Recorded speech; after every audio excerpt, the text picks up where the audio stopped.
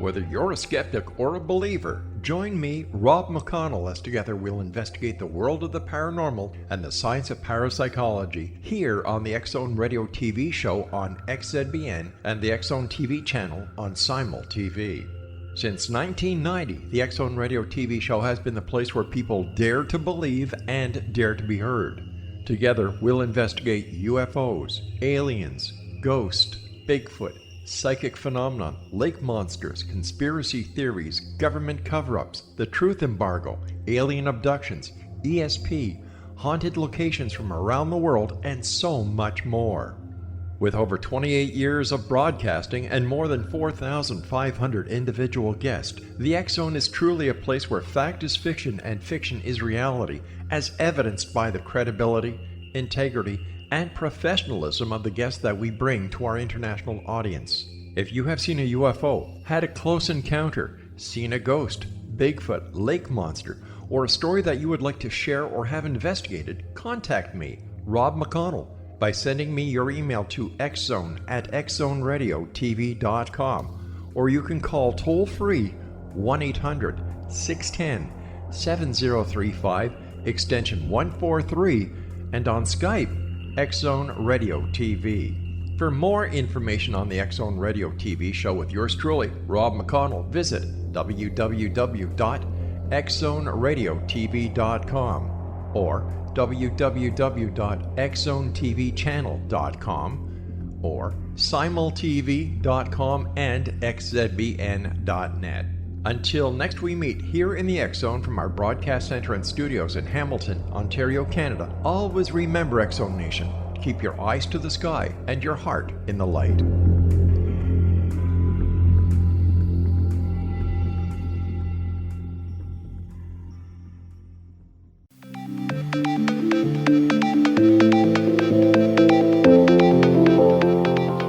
Welcome everyone to Too Good to Be True. Thank you for taking the time to listen.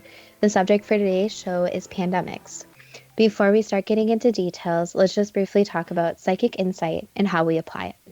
We choose a subject and research it, and based on that research we determine what we think needs to be explained by creating a series of questions. Then Justina provides psychic insight to answer those questions. The psychic insight is narrated towards the end of the show. Accepting the psychic insight is a question of individual belief. Now let's go through the disclaimers. Here are the disclaimers. Neither of us claim to have any expertise in any subjects that we discuss. We relate information we find through research and the psychic insight. We are always delighted to hear from the listeners. The show only lasts an hour. We don't have the time to present exhaustive research on any topic. This means that there will be information that we miss. We want to provide a basis for the psychic insight. We don't care if a theory turns out too good to be true, as the show name suggests. We are only interested in finding out more of the truth about topics. Spirit can only relate insight that is appropriate for our time in history. Free will cannot be affected. Only comments that are appropriate for our time can be given through the psychic insight. Much of the subject matter in shows may have already been covered many times in other media. We want to look into subjects in a new, different way and be thought-provoking. We're not good with pronouncing names, we apologize. And neither of us have any particular knowledge of medical science, epidemiology, or history. If we have misstated anything, we apologize. There have been far too many pandemics over the centuries to talk about more than just a few of them. The coronavirus has not been defined as one yet. The World Health Organization are calling it an outbreak as of this week. What is the definition of a pandemic? We know that it is on a larger scale than an epidemic. The Healthline website, quoting the Centers for Disease Control, or CDC, helps out with the terminology.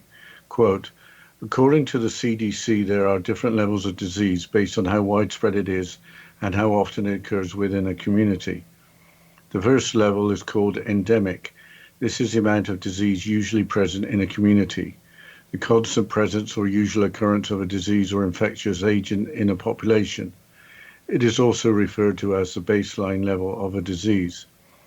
An epidemic is a sudden increase in the number of cases of a disease above the endemic level for that area.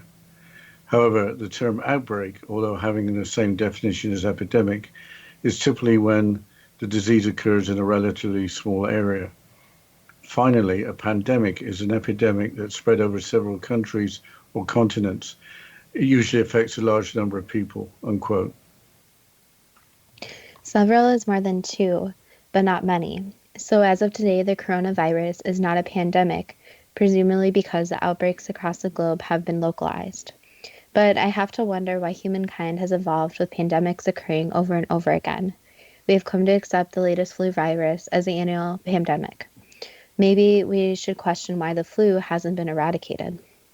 Let's start with a pandemic that has not been totally eradicated, but the chances of contracting the disease are pretty small, and that is the bubonic plague or the Black Death.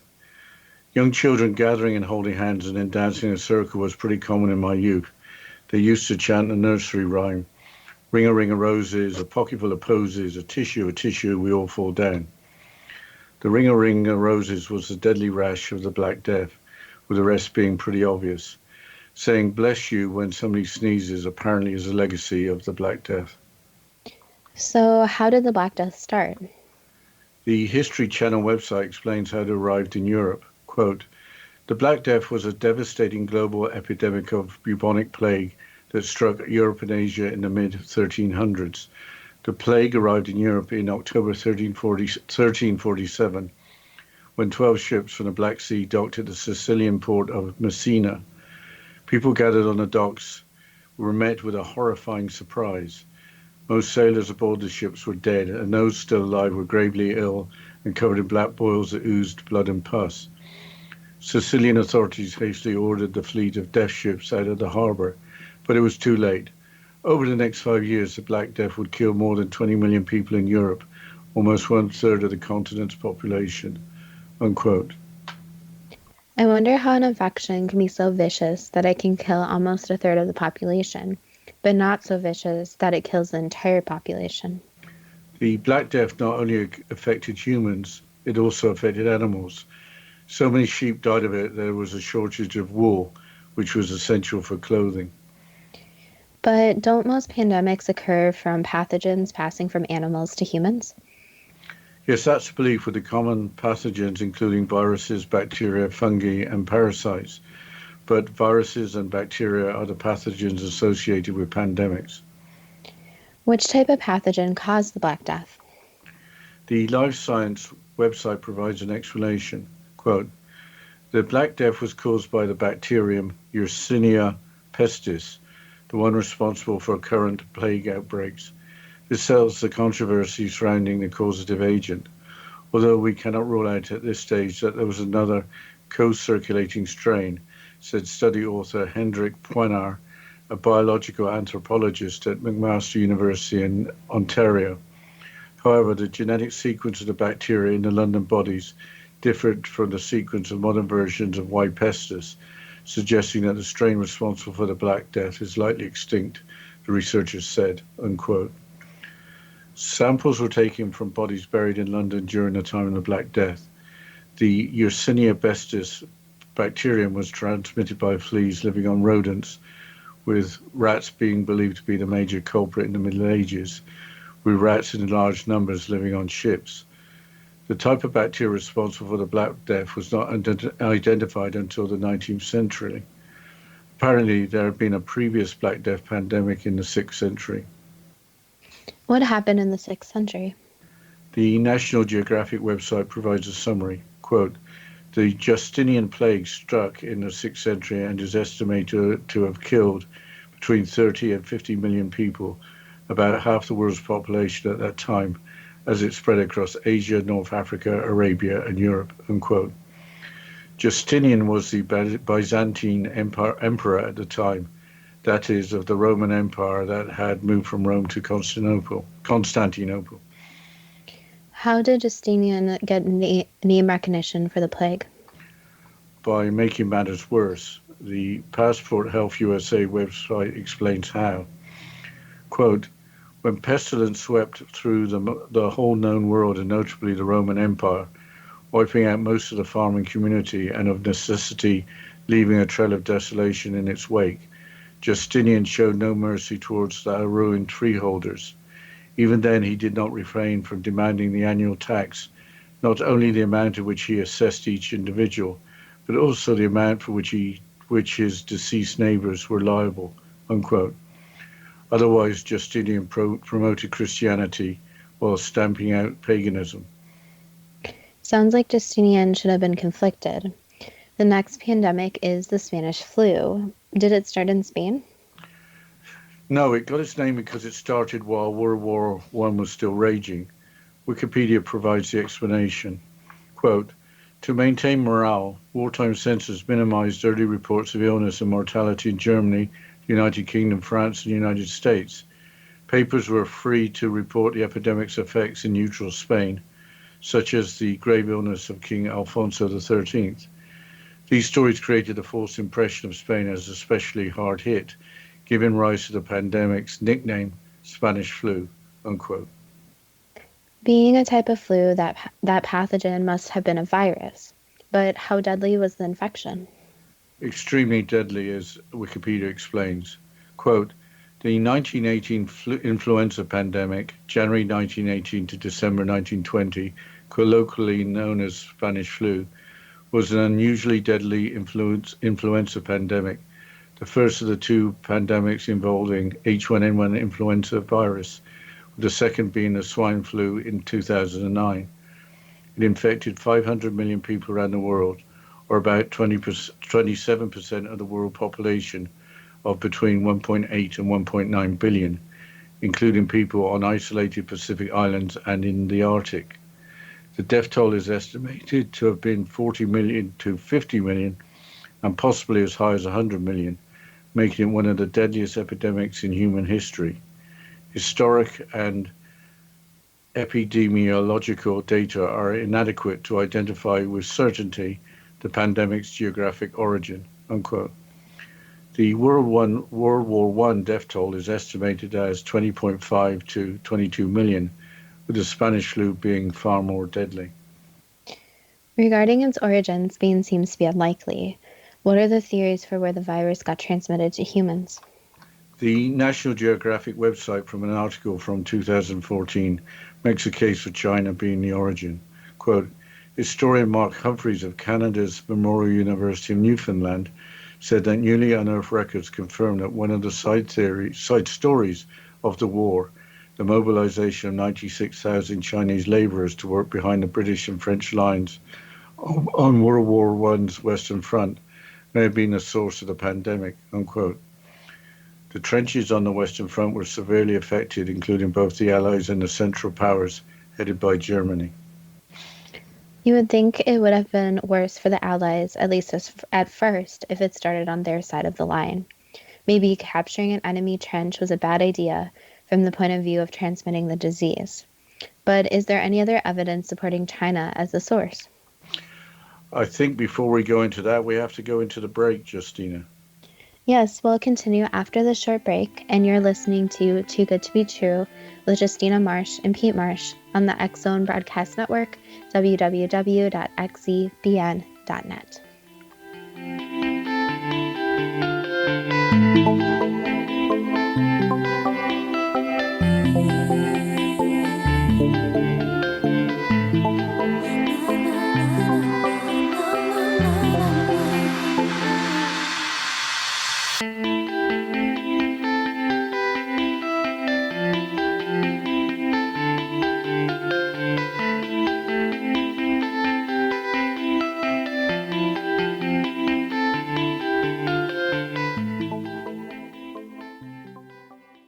Patty Conklin grew up in Brooktondale, New York with a unique ability. Unlike others, she could see how the vibration of words and emotions affected the physical body. She discovered how to release stored emotion and facilitate healing. This began today's Conklin method of cellular cleansing. The private practice grew with tremendous results, as did her reputation. More and more people sought her out, bringing her into the home for healing.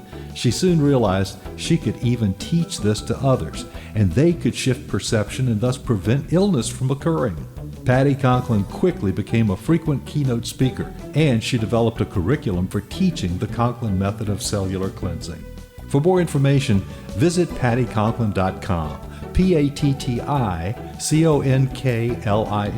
pattyconklin.com, or call 404-474-0086. That's 404-474-0086.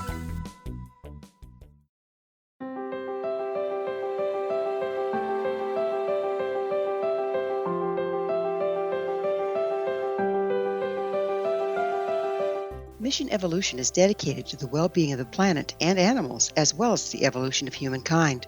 One major factor threatening all three is increasing toxicity.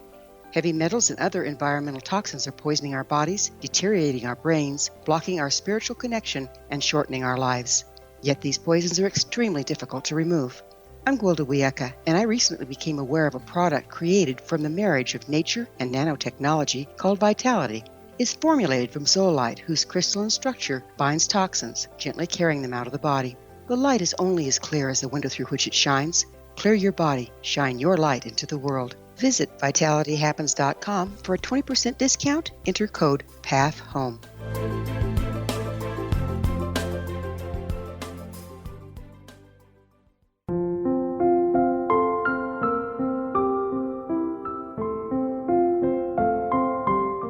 I am Dr. Carl O'Helvey, founder, president of a new cancer foundation focusing on evidence-based physical, mental, and spiritual interventions, including natural cancer cures, prayer, meditation, affirmations, nutrition, and other related holistic cancer prevention and cure modalities. These are used in cancer education, research, and financing care. I ask for your help to continue this important work by donating at www.holisticcancerfoundation.com.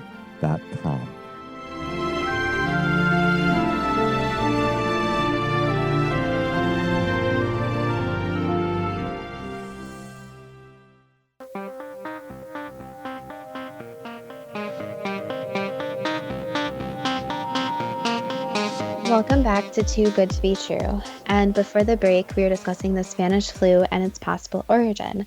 And Dad, you were just about to quote from the National Geographic article. Yes, it's from the same article as before.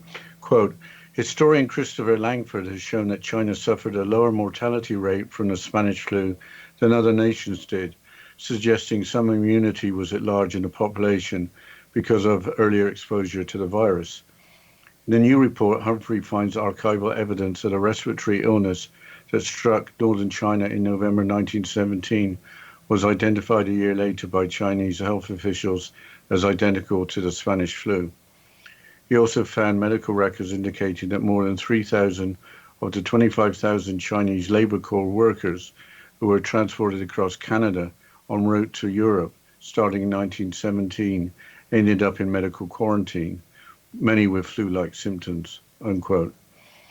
But that's not all the story. There was an earlier outbreak that occurred in the United States. What is known about that outbreak? The following is from Wikipedia. In the United States, the disease was first observed in Haskell County, Kansas in January 1918, prompting local doctor Loring Minor to warn the U.S. Public Health Service's academic journal. On the 4th of March 1918, a company cook, Albert Gitchell, from Haskell County reported sick at Fort Riley, an American military facility that at the time was training American troops during World War I, making him the first recorded victim of the flu. Within days, 522 men at the camp had reported sick. By the 11th of March 1918, the virus had reached Queens, New York. Failure to take preventative measures in March-April was later criticized, unquote. As a training center, that could explain how the disease got transmitted to the Western Front. But how did the disease get from China into the middle of the United States? A theory is that the virus actually originated at Fort Riley, again from Wikipedia.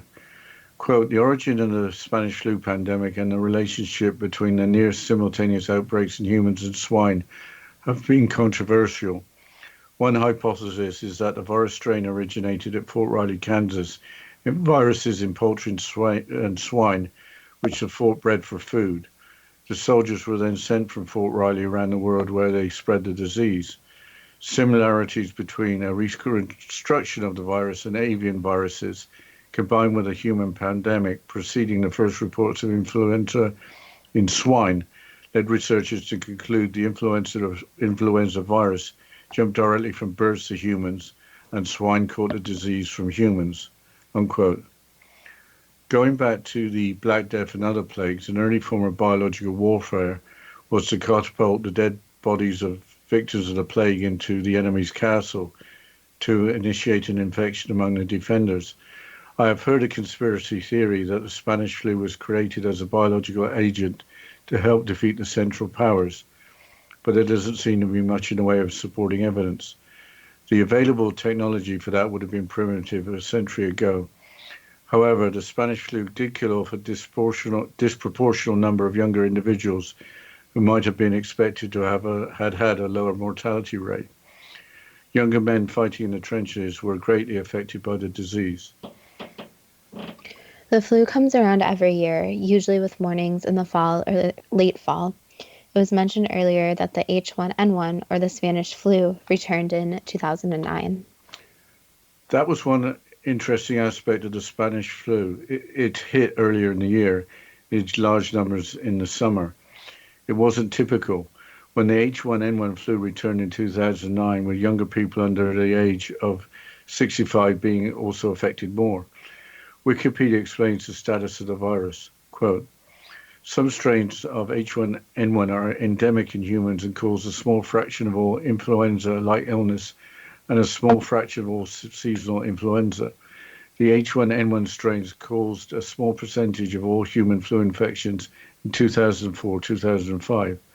Other strains of H1N1 are endemic in pigs, swine influenza, and birds, avian influenza.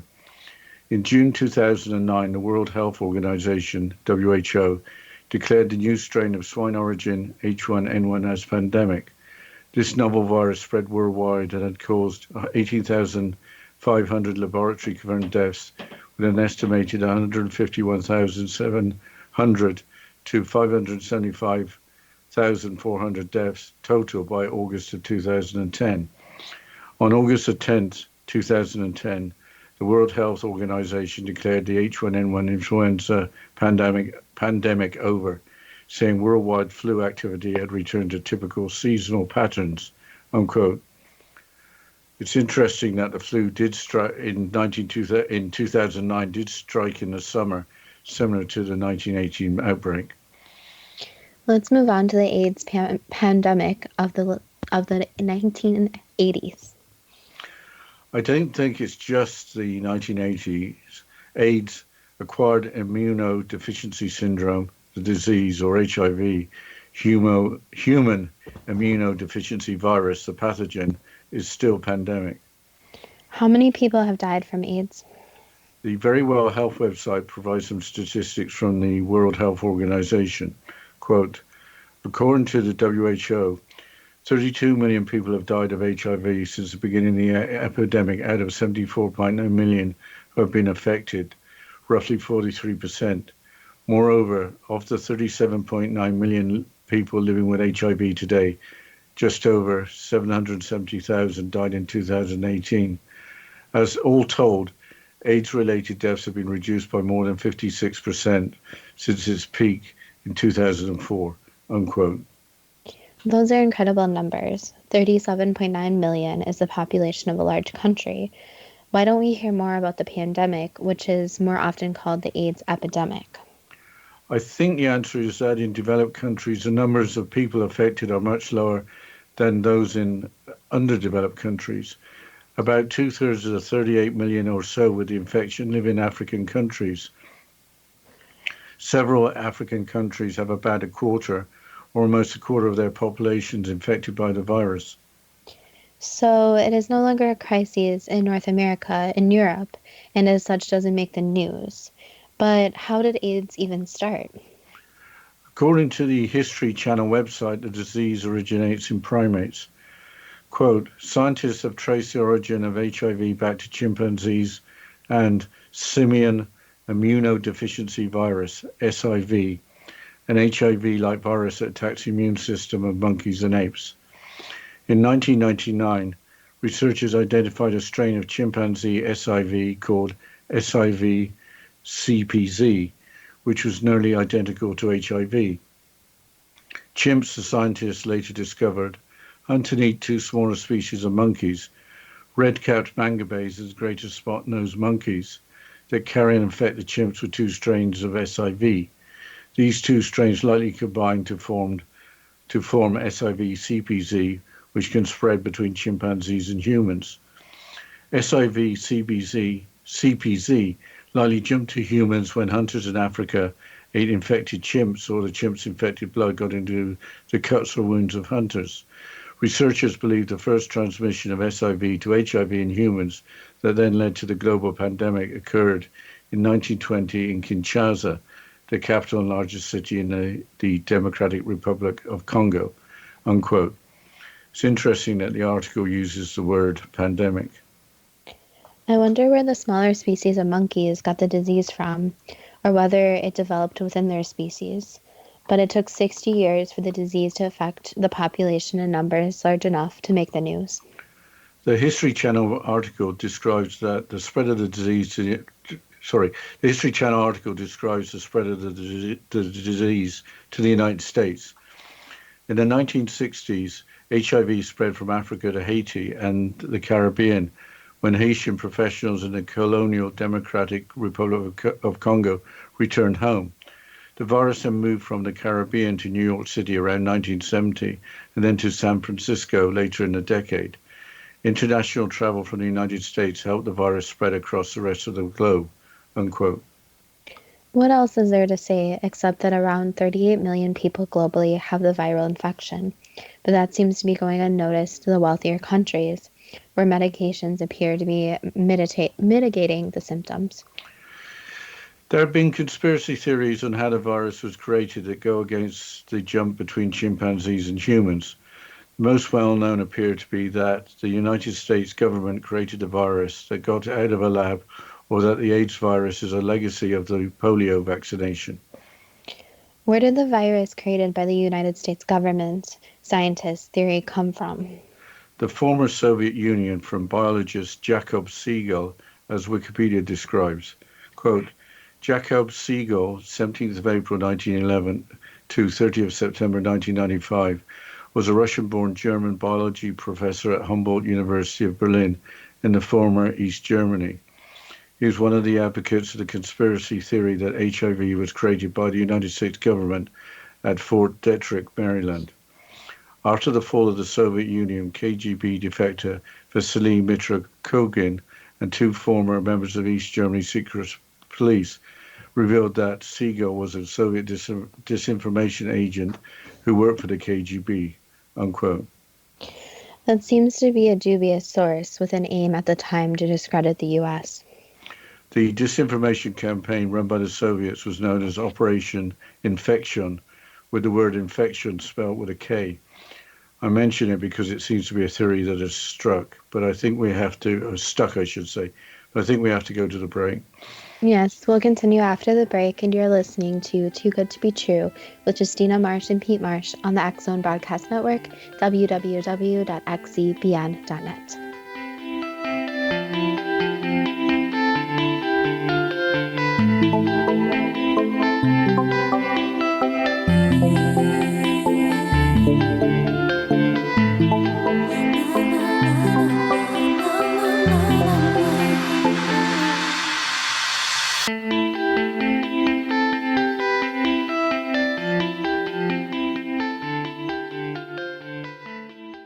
Audience. If you have seen a UFO, had a close encounter, seen a ghost, Bigfoot, lake monster, or a story that you would like to share or have investigated, contact me, Rob McConnell, by sending me your email to xzone@xzoneradiotv.com, or you can call toll-free 1-800-610-7035, extension 143, and on Skype, X Zone Radio TV. For more information on the X Zone Radio TV show with yours truly, Rob McConnell, visit www.xzoneradiotv.com or www.xzonetvchannel.com or simultv.com and xzbn.net. Until next we meet here in the X Zone from our broadcast center and studios in Hamilton, Ontario, Canada, always remember, X Zone Nation, keep your eyes to the sky and your heart in the light.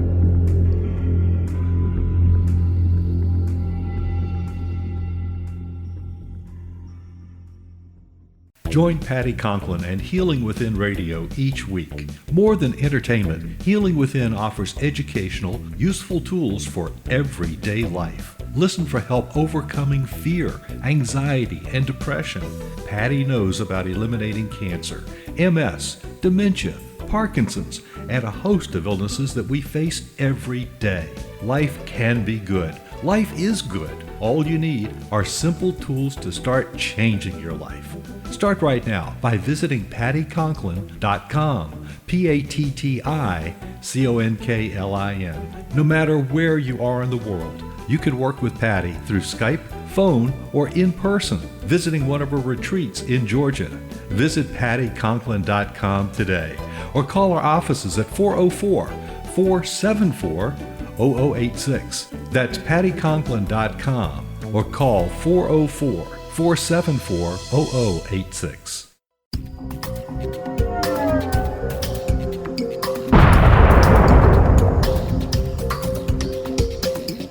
Coming soon to the X Zone Broadcast Network is A Different Perspective with me, Kevin Randall, as your host. We'll be taking a close look at what is happening in the world of UFOs today with side trips into the paranormal.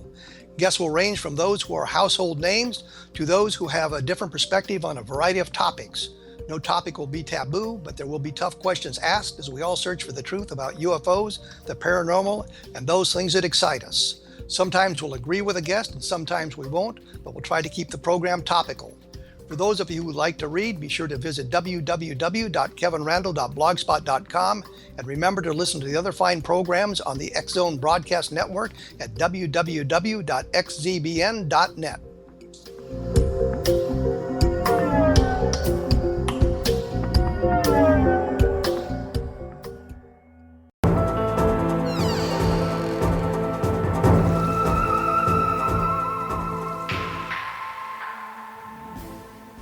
The break, we were discussing the conspiracy theories behind HIV and where it came from. How many people actually believe in HIV being created by scientists in a laboratory? According to the Very Well Health website, a large number.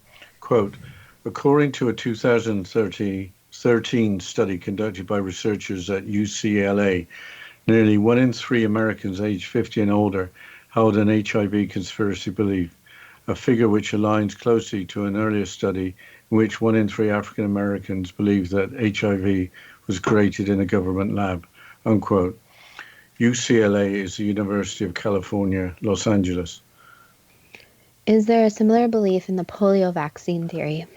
I don't think so. I couldn't find any information from surveys, but there is a link to the development of the Sabin vaccine to primates in Africa. The Sabin vaccine contained weakened live virus and was administered orally. The following is from Wikipedia. Quote, in the 1950s, before dangers inherent to the process were well controlled, seed stocks of vaccines were occasionally transported to distant regions. Then standard tissue culture methods were used to amplify the virus at local production facilities. Biological products, chiefly kidney cells for cultures and blood serum for media, were sometimes harvested from local primates and used in the production process if wild or captive populations of appropriate species were available. In South Africa, African green monkey tissue was used to amplify the Sabin vaccine. In French West Africa and Equatorial Africa, baboons were used to amplify a vaccine from the Pasteur Institute. In Poland, the CHAT vaccine was amplified using Asian macaques, unquote. There could have been somebody adding 2 and 2 and making 5, but has the theory been investigated? According to Wikipedia, the journal Nature has described the hypothesis as refuted, suggesting consensus in that the consensus in the scientific community is that the theory has no basis. It's time for the first question. Why can't viruses like the flu or the common cold be eradicated? Basically because they're very complicated. So there is something that has stood the test of time, and they are so complicated it'd be very hard for human beings to fight it or destroy it. Why are the World Health Organization calling coronavirus an outbreak currently? Is it because incidents are localized, or is it because the word pandemic would create more fear? Kind of a mixture of both. So it is not at the point where it is spreading every single place yet. So it is not at the level of pandemic. Already there's enough fear, so they're trying to prevent excess fear when there is already a lot of fear. Is there anything you could say today about the coronavirus outbreak? Basically, that people should be prepared, yes, but not to be very scared. Make sure to be aware of what is going on, wash their hands, etc., but not be fearful. Changing subject to the Black Death, why has the nursery rhyme Ring a Ring of Roses survived for so long? Basically, since it's very catchy and it's passed down from one generation to the next. Does saying bless you arise from sneezing being a symptom of the Black Death? Yes. Did the Black Death arrive in Europe in October 1347 when 12 ships from the Black Sea docked at the Sicilian port of Messina? Yes. Why did it take 5 years for the Black Death to run its course in Europe? Because of the poor sanitation and living conditions. So it spread really easily, and the conditions were an easy breeding ground for it to easily spread. Is it normal for infections to easily pass from humans to animals as it did for the Black Death? Was it because the pathogen was a type of bacteria rather than a virus? That's part of it, yes. Many diseases transfer from humans to animals, but they can't be traced as easily. Humans to animals can also occur, but it is not as common. How can an infection be so vicious that it can kill almost a third of the population, but not so vicious that it kills the entire population? There are many people with natural immunity, so there are always people who are likely to survive because of how their body is. If different types of bacteria can be easily passed on to humans, why before the introduction of antibiotics haven't there been more plagues like the Black Death? There have been ones here and there, but for the most part people lived farther away from each other, so there wasn't such a high population for it to destroy and basically live off of. So it was lucky that people survived and didn't get as sick. Why was the bacterium Yersinia pestis so deadly to humans and animals?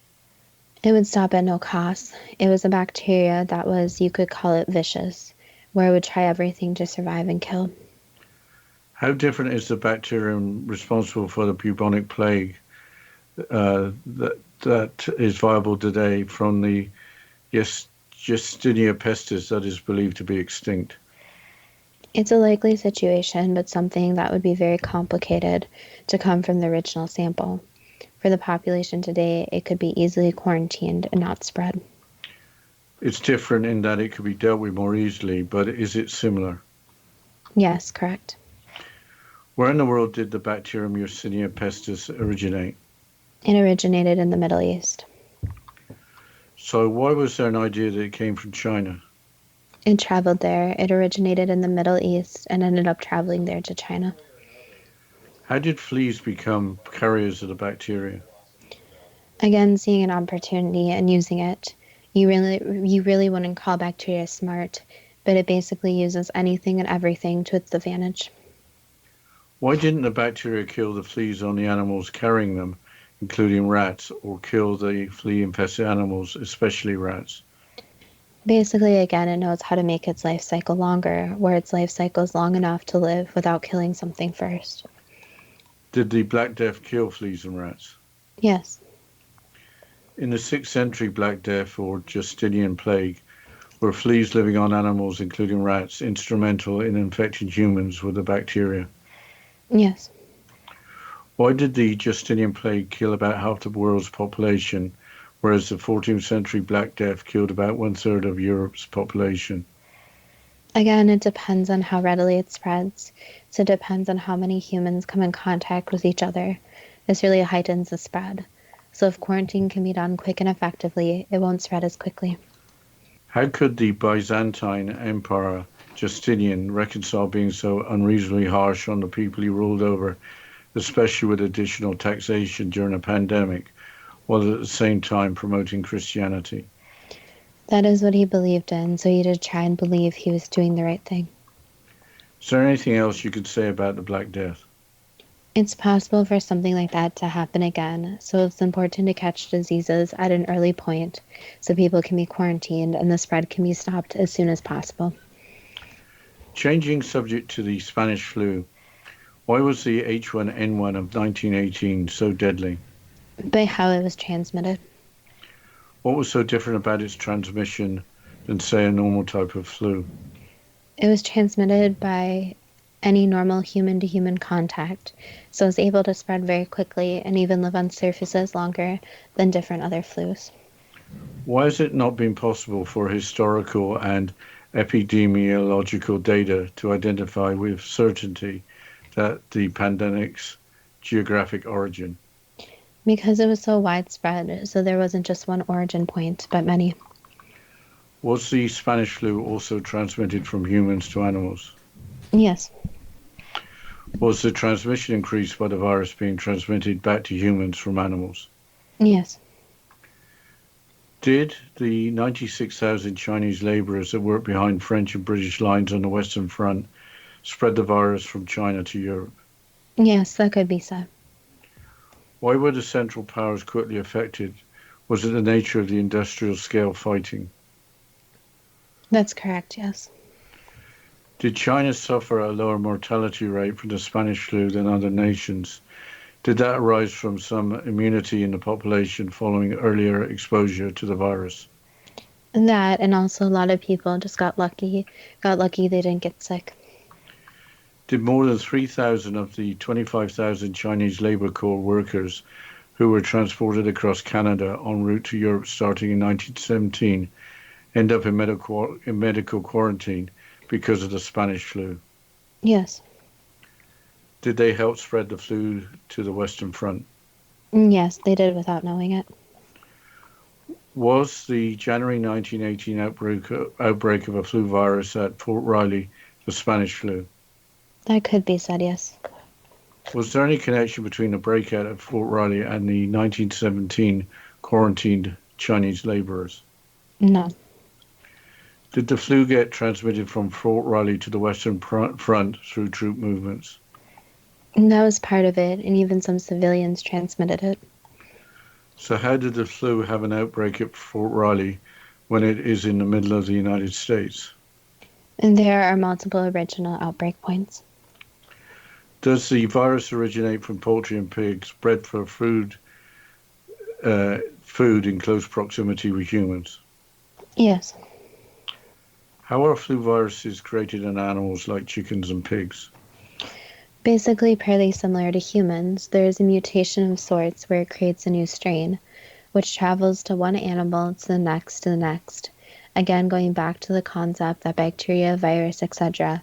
have their own intelligence, where they have the instinct to survive and breed and spread, and they do this at any cost. Where was the most dominant origin of the Spanish flu? It was most dominant in the Asian countries. Don't think we got time for one more question. I think we have to go into the break, Justina. Yes, we'll continue after this short break, and you're listening to Too Good to Be True with Justina Marsh and Pete Marsh on the X-Zone Broadcast Network, www.xzbn.net.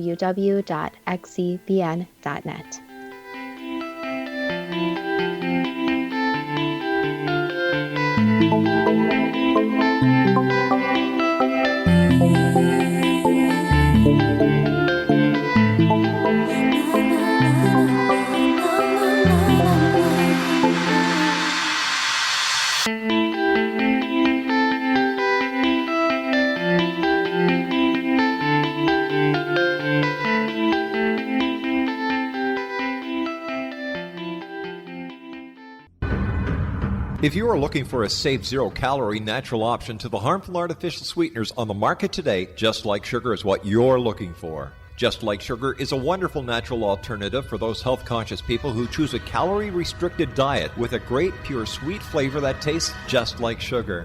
Just Like Sugar is a great natural option for people suffering from diabetes and may be useful in restricted diet programs where standard sugars are not allowed and does not cause a laxative effect of some other sweeteners.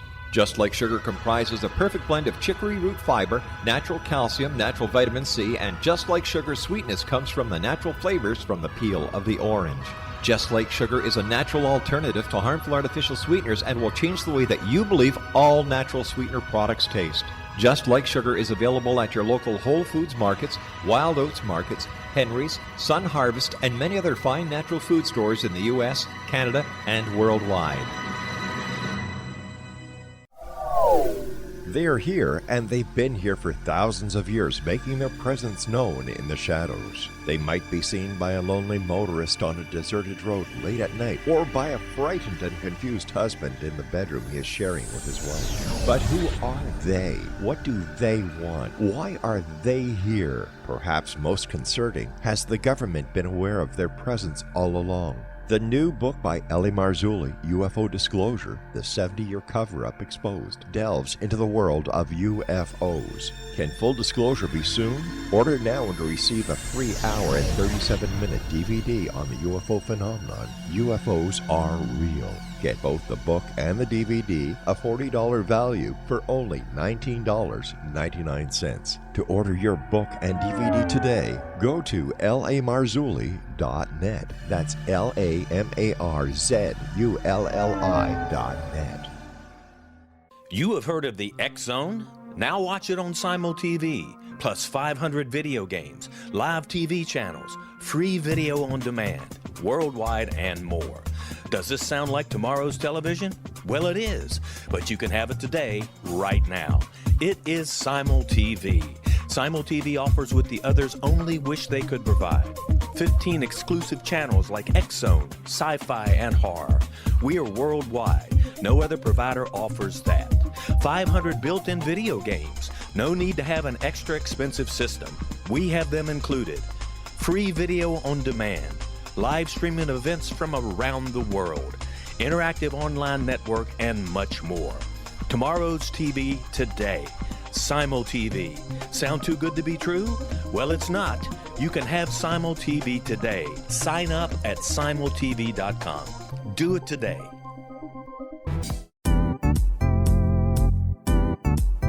Memorable dynamic presentations are a not-so-secret weapon in the business world.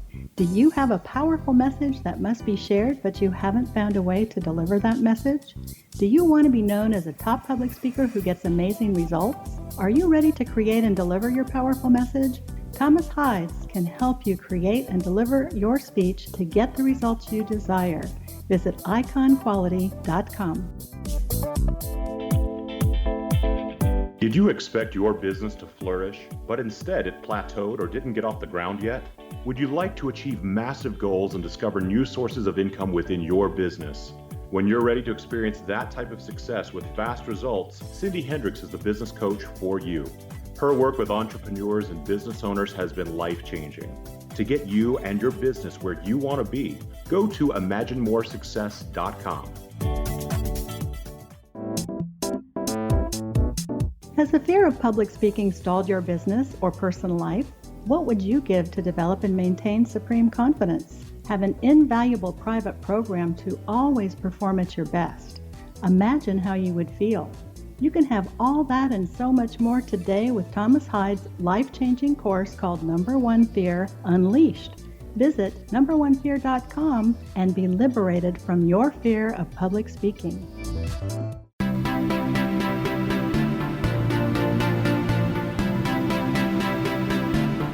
Welcome back to Too Good to Be True. And before the break, we were going through the questions in Psychic Insight about pandemics. Dad, can you please continue with the questions? Sure, Justina. In both 1918 and 2009, why was the H1N1 virus more deadly for younger people than older people? Basically, their immune systems were not exposed to anything similar before, so other people had the advantage of being exposed to something similar. In both 1918 and 2009, why did the H1N1 virus hit in the summer earlier than expected for the flu annually? The flu is very unpredictable, so there is a lot unknown about the time of the year, but also other factors. So it had nothing to do with the flu being programmed, but it was just something that happened? Correct. Because Besides advancements in public health and in medicine, was there any reason why the H1N1 virus or Spanish flu was far less deadly in 2009 than in 1918? Just better knowledge, you could say, so scientists knowing more about it and how to quarantine people, treat people, and even give life-saving measures so more people could be saved. So, is there anything else you can say about the Spanish flu? Just not to be too concerned about the flu. Even hand washing, normal etiquette, you could call it. Covering your cough, throwing tissues away, normal stuff will really help.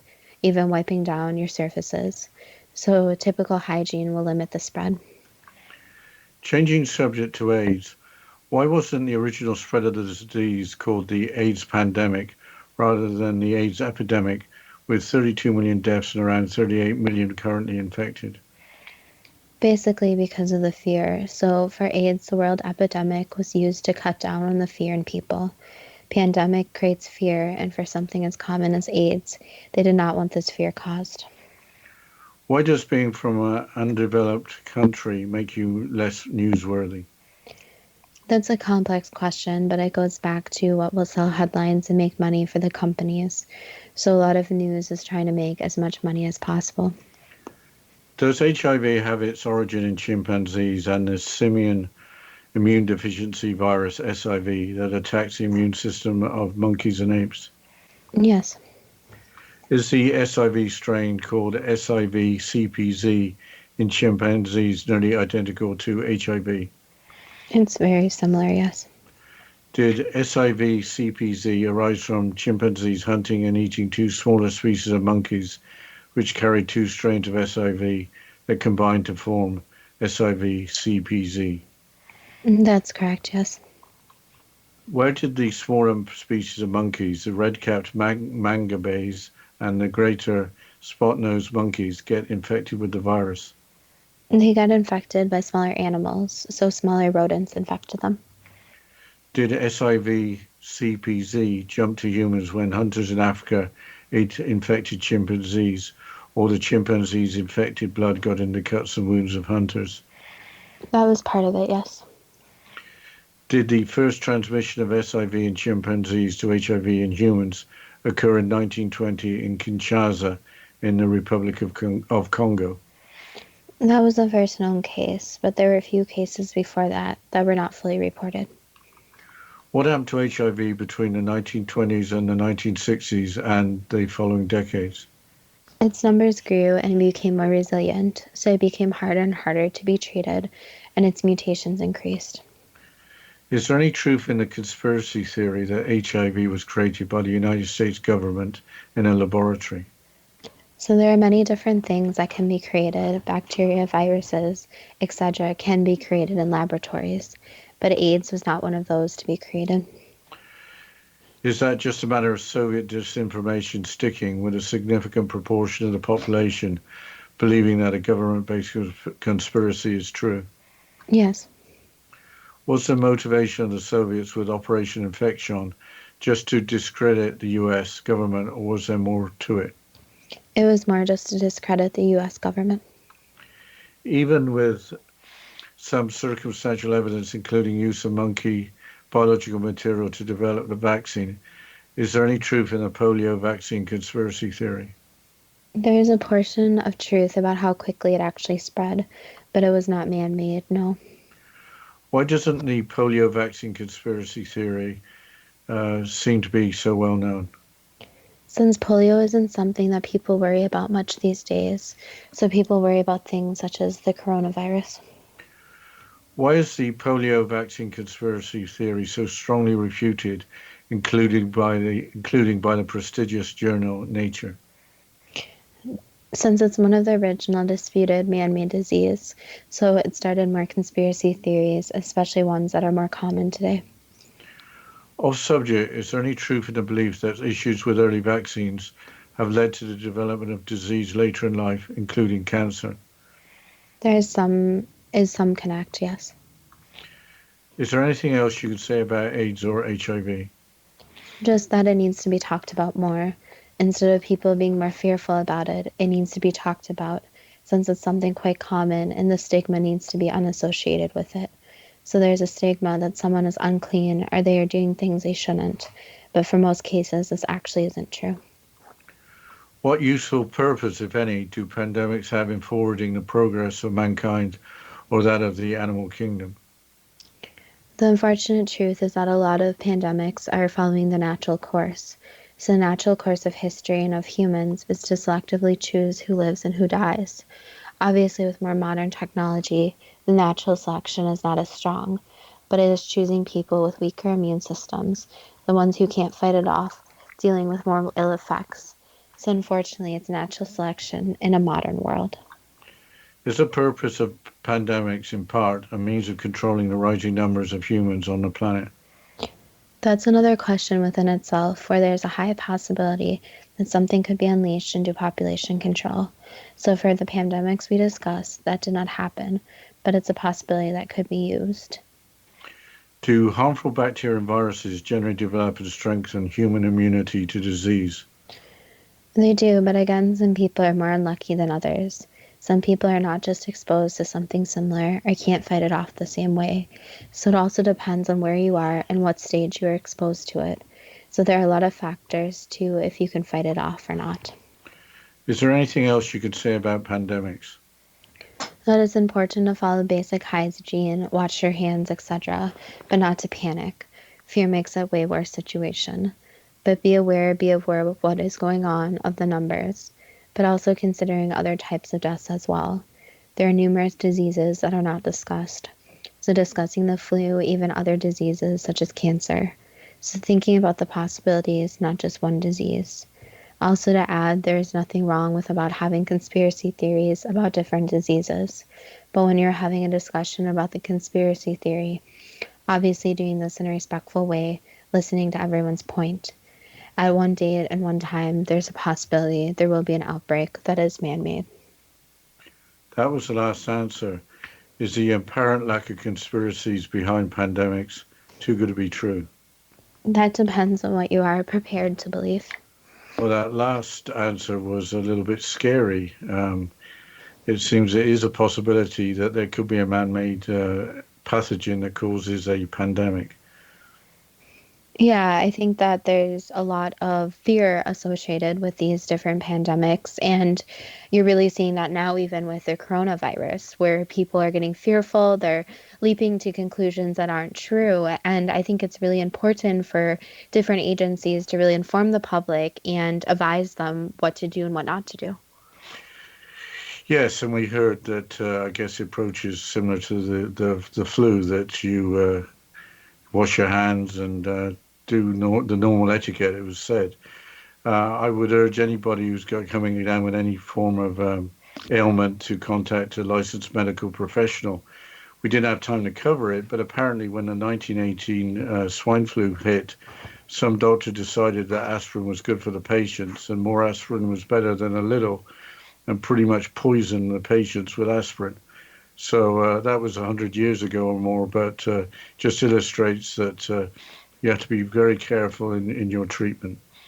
Well, I also want to put the alert out there that if you're sick, do not go out in public, do not go to work. I know it's difficult. I know some people don't have that much time off, but at the end of the day, you're just making yourself feel worse going out and having to do your daily routine. And on top of that, you're putting others in danger. So stay home. I know it's hard to take a sick day, but in the end, it's probably worth it for not only you, but the people around you.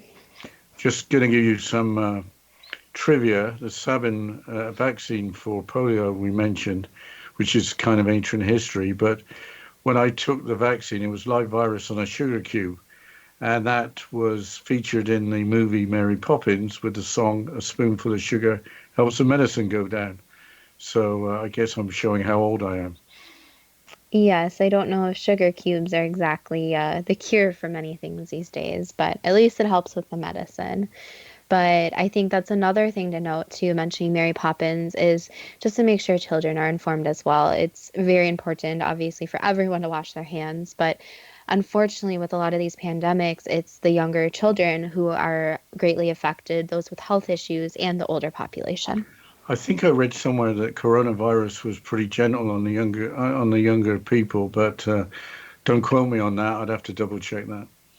Well, on that note, I'll mention our Facebook page at Too Good to Be True, with the first two spelled TWO, and our Instagram page at TWOGTBT. We'd love for further suggestions and if you have any comments on today's show. And as always, thank you so much for listening. And we still are taking applications for our interviews as well. So if you'd like to come on the show, be interviewed by us, just go ahead, submit your application at either our Instagram or our Facebook page. And as always, thank you so much for listening, and we look forward to next week's show.